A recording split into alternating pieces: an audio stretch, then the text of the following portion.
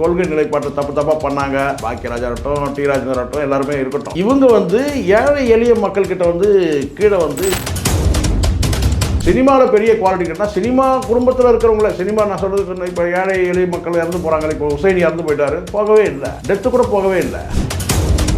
Martin குடும்பத்தில் மருமகன் அடையாளத்தை மட்டுமே வச்சுக்கிட்டு இவர் வந்து எளிதாக வந்து பிரசாந்த் கிஷோர் கிட்ட ரீச் ஆகிட்டு இருக்கிறாருன்றது தெரிய வருது.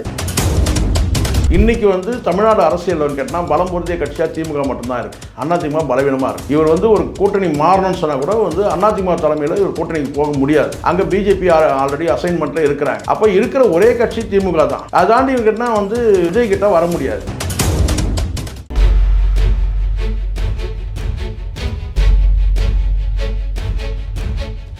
வணக்கம் சார். வணக்கம். தமிழக அரசியலை மாற்றி அமைக்கணும், நிறைய சிஸ்டம் சரியில்லைன்னு இறங்கினவர் தான் ஆதவ் அர்ஜுனா. உங்களுக்கு நல்லாவே தெரியும், ஏற்கனவே திமுகவில் பயணிச்சுட்டு அதுக்கப்புறம் பிசிகாவில் ஒரு பொறுப்பு வாங்கிட்டு மறுபடியும் பிசிகாவிலேருந்து வெளியேறி இன்றைக்கி தாவேகாவில் ஒரு தலைமை வகிக்கிற இடத்துல இன்றைக்கி இருக்கார் ஆதவ் அர்ஜுனா.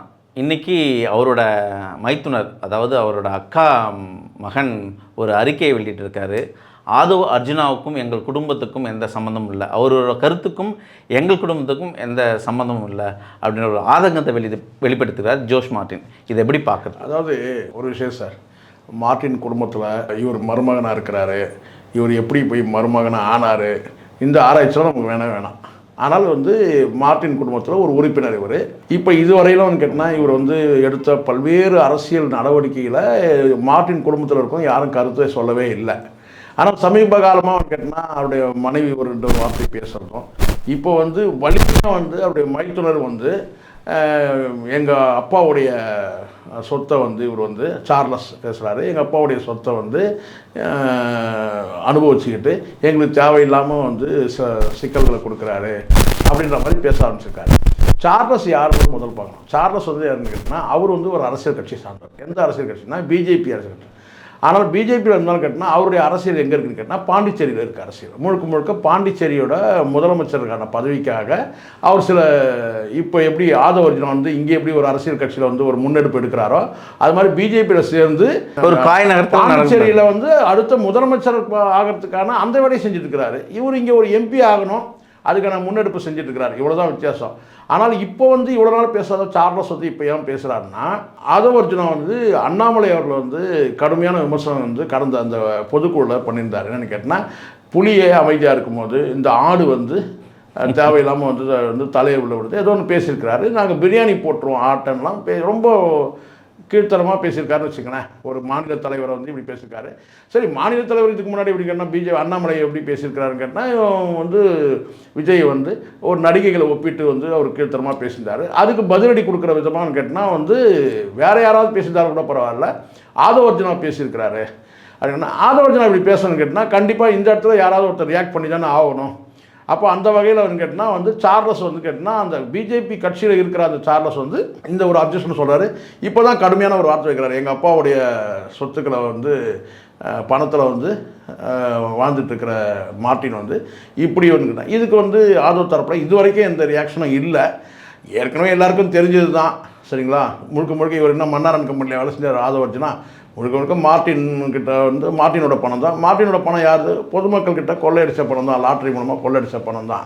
ஸோ இப்படி ஒரு அரசியல் வந்து இது இருக்குது. இங்கே ஒரு விஷயம் நம்ம வந்து கவனிக்கணும் சார். இங்கேட்டுனா இந்த ஆதவ் அர்ஜுனா யாருன்றது நமக்கு நல்லா தெளிவாக தெரிஞ்சிடுச்சு. இவர் ஒரு பக்கம் லாட்ரி வியாபாரி. இந்த இடத்துல வந்து விஜய்க்கு என்ன குவாலிட்டி, ஃபஸ்ட்டு குவாலிட்டின்னு கேட்டிங்கன்னா நிறைய சம்பளம் வாங்கக்கூடிய ஒரு நடிகர், அவ்வளோதான். என்ன முதல் குவாலிட்டி விஜய்கிட்ட இருக்கிற ஃபஸ்ட்டு குவாலிட்டி என்னன்னு கேட்டால் தமிழ் சினிமாவில் நிறைய சம்பளம் வாங்கக்கூடிய ஒரு உச்ச நட்சத்திரம், அவ்வளோதான். ஒரு பக்கம் இவர் வந்து சினிமா வியாபாரி, இவர் வந்து லாட்ரி வியாபாரி. இந்த வியாபாரிகள் சேர்ந்து தான் கேட்டால் தமிழக மக்களுக்கு வந்து விடிவு காலத்தை தேடித்தரும்னு சொல்லிட்டு இருக்கிறாங்க. அடுத்தடுத்து நடவடிக்கைகள் என்ன பார்க்கலாம். ஆனால் இப்போ வந்து அந்த குடும்பத்துலேருந்தே அந்த வார்த்தை வருது பாருங்கள், அதுதான் இங்கே முக்கியம். இப்போ இதுக்கு முன்னாடி பல பேர் சொல்லியிருக்காங்க லாட்ரி வியாபாரி வந்து மருமகன் சொல்லிட்டு பல பேர் சொல்லியிருக்கிறாங்க. ஆனால் அந்த குடும்பத்தில் இருக்கிறவரே வந்து என்ன சொல்கிறார் கேட்டிங்கன்னா, எங்கள் அப்பாவுடைய பணத்தில் வந்து இவர் வந்து வச்சுக்கிட்டு இவர் வந்து கேட்டால் வந்து பல தேவையில்லாமல் சில அரசியல் நடவடிக்கைகள் நெருக்கடி கொடுக்குறாரு எங்களுக்கு அப்படின்ற மாதிரி சொல்லியிருக்கிறார். கவுண்டமணி ஒரு படத்தில் கிண்டலாக சொல்லுவார், இந்த தொழிலதிபர் தொலை தாங்க முடியலப்பா அப்படின்னு ஒரு வார்த்தையை முன்வைப்பார். அந்த சாயல் தமிழக அரசியலில் பயணிச்சுட்டே இருக்குது. இப்போது நீங்கள் யார் வேணால் விஜயகாந்த் இருக்கிறார், அவர் இப்போ சில பேர் கேட்குறாங்க என்கிட்ட கூட, நீங்கள் என்ன இது ஏன் நீங்கள் சொல்கிறதுக்கு முன்னாடி சொல்கிறேன்னா, விஜயகாந்த் மட்டும் நடிகர் இல்லையா அப்படின்னு சொல்கிறாங்க, எம்ஜிஆர் நடிகர் இல்லையா, இவங்கெல்லாம் நடிகர் தானே.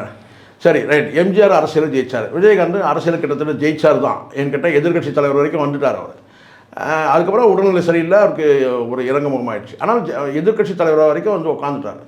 அப்போ இவங்க 2 பேர் ஜெயித்தாங்க, மற்றவர்கள்லாம் ஏன் ஜெயிக்கலை அப்படின்னு கேட்டிங்கன்னா, மற்றவர்கள்கிட்ட வந்து குவாலிட்டி அரசியல் புரிதல் இல்லை, இல்லை அவங்கக்கிட்ட அரசியல் வந்து பார்த்திங்கன்னா வந்து கொள்கை நிலைப்பாட்டை தப்பாக பண்ணாங்க அப்படின்னு நம்ம சொல்லவே இல்லை. அது பாக்கியராஜா இருக்கட்டும், டி ராஜேந்தர் இருக்கட்டும், எல்லாருமே இருக்கட்டும்.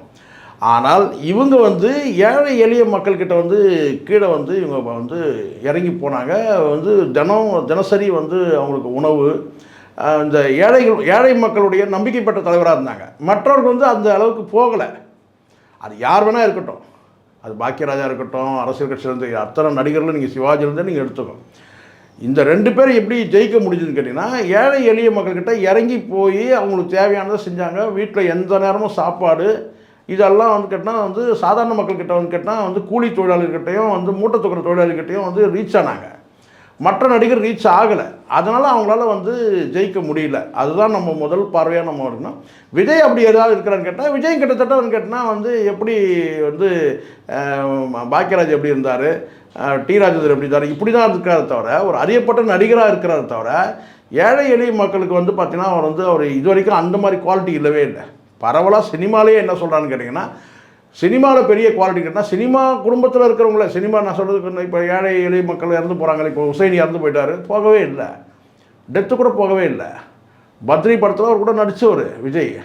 ஆனால் அதே வந்து கேட்டால் நீலாங்கரையில் வந்து மனோஜோட உடல் போகிறான்னு கேட்டால் பக்கத்து வீட்டிலேருந்து வரலன்னு சொன்னால் அசிங்கமாயிரும்ல, அதுக்காக போனார். அப்போது நல்லது கட்டத்தில் சினிமா துறையிலேயே நல்லது கட்டத்துக்கு அவர் போகாத ஒரு மனிதர். ஏழை எளிய மக்கள்கிட்டையோ கட்சியோட நிர்வாகிகள்கிட்டையோ அதாவது சாதாரண மக்கள்கிட்ட ஒரு இறங்கி போகாத ஒரு மனிதர். ஒரு கேட்டால் ஒரு அலமாரியில் வைக்கப்பட்ட ஒரு என்ன சொன்ன ஒரு அலங்கார பொம்மை தான் அது. இன்னும் ஒரு பண்ணையார் அரசியல் தான் இருக்கிறார். அப்படி இருக்கும்போது அதுதான் இங்கே அந்த டிஃப்ரென்ஸ். எம்ஜிஆர் விஜயகாந்த் அந்த மாதிரி இல்லைன்னு சொல்லலாம். ஆதவர்ஜனாவில் ஒரு 2 பார்வையாக பார்க்கப்படுது சார் அரசியலில். அதாவது ஆதவர்ஜனா ஒரு கட்சியிலிருந்து இன்னொரு கட்சிக்கும் சரி, இன்னொரு கட்சிக்கும் இந்த 3வது கட்சியாக வந்திருக்காரு. அவரோட அஜெண்டாக்காக அரசியலில் பயணிக்கிறாரா, இல்லை கட்சியோட அஜெண்டாவுக்காக அதில் இணைகிறாரா? இன்னொன்று, அவர் பேசுகிற ஒரு அரசியல் வந்து ஒரு தலித்தான அரசியலாகவே பேசிகிட்டு இருக்கார். இல்லை சார், நான் பார்த்த வரைக்கும் கேட்டால் எந்த பார்வையும் வாய்ஸ் ஆஃப் காமன் அவர் வச்சுக்கிட்டு அதை வந்து இப்போ தான் அவர் வந்து அதில் என்ன பெரிய சாதிச்சார்னு இது வரைக்கும் நமக்கு தெரியவே இல்லை. திமுக ஒரே ஒரு விஷயம், மார்ட்டின் குடும்பத்தில் மருமகன், அந்த ஒரு என்ன சொல்ல கேட்டால் அந்த ஒரு ஸ்தானத்தை மட்டுமே வச்சுக்கிட்டு, அந்த அடையாளத்தை மட்டுமே வச்சுக்கிட்டு இவர் வந்து எளிதாக வந்து பிரசாந்த் கிஷோர்கிட்ட ரீச் ஆகிட்டு இருக்கிறாருன்றது தெரிய வருது. பிரசாந்த் கிஷோர் மூலமாக வந்து கேட்டால் வந்து டிஎம்கேக்கு இவர் வேலை செஞ்சு தெரிஞ்சிடுச்சு. அப்போது டிஎம்கேக்கு வேலை செஞ்சுட்டு அங்கே இவருடைய சில எதிர்பார்ப்பு வைக்கிறாரு, அது நடக்கலை. எம்பி சீட்டு வேணும்னு கேட்குறாரு, அது நடக்கலை. அது ஒன்றே கேட்டால் அங்கேருந்து விலகி வந்து கேட்டால் வேறு ஒரு ரூட்டு போடுறாருன்னு கேட்டால் 3 சீட்டு வாங்கி விசிகாவில் வாங்கிடலான்னு சொல்லிட்டு விசிகாவில் வராரு. ஒடுக்கப்பட்ட மக்களுக்கான கட்சி கேட்டால் அவருக்கு பெரிய வரவேற்பு கொடுக்குறாங்க. கட்சியில் இணைஞ்ச உடனே வந்து கேட்டிங்கன்னா வந்து அவருக்கு துணை பொதுச் செயலர் பதவி கொடுத்துட்டாரு அண்ணன் திருமா. அவ்வளோ அவசரம் தேவையே இல்லை. என்ன குவாலிட்டி இருக்குது, எதுக்காக இவருக்கு வந்து கட்சியோட துணை பொதுச்சாளர் சேர்ந்தவுடனே கட்சியோட துணை பொதுச்சாளர் கொடுப்பாங்களா யாராச்சும், ஆனால் அவர் கொடுத்தாரு. அது நோக்கம் என்னன்னு கேட்டால் அடுத்தது ஒரு 3 சீட்டு கேட்குறாரு. அந்த 3 சீட்டு வழங்கப்படாமல் 2 சீட்டு தான் வழங்கப்படுது. அதில் ஒரு சீட்டு கூட வந்து பார்த்திங்கன்னா வந்து ரவிக்குமாருக்கு தான் கொடுக்கணுன்ற ஒப்பந்தத்தின் அடிப்படையிலேயே வந்து அவருக்கு வந்து சீட்டு வழங்கப்படுது. அதுவும் ஒரு நெருக்கடி தான் அண்ணன் திருமாவுக்கு. அதை ஓரளவுக்கு இவர் அட்ஜஸ்ட் பண்ணி தள்ளுறாரு. ஆனால் அடுத்த கட்ட நடவடிக்கைன்னு கேட்டால் சட்டமன்ற தேர்தல் தான். அப்போ வந்து இவர் கேட்டால் வந்து அதாவது திருமாவர்களுக்கு ஒவ்வாத கருத்துக்களை வைக்கிறாரு. அவருடைய நெளிவு சுழிவாக அவர் கலந்து வந்து டிஎம்கேவோட போகணும்னு நினைக்கிறார். ஏன்னா அவருக்கு டார்கெட்னு கேட்டால் 2 எம்பி தான் சட்டமன்ற உறுப்பினர் ஆகி வந்து கேட்டால் கட்சியை வந்து கேட்டால் அடுத்த கட்டத்துக்கு கொண்டு போகணும். அங்கீகாரம் வாங்கியாச்சு.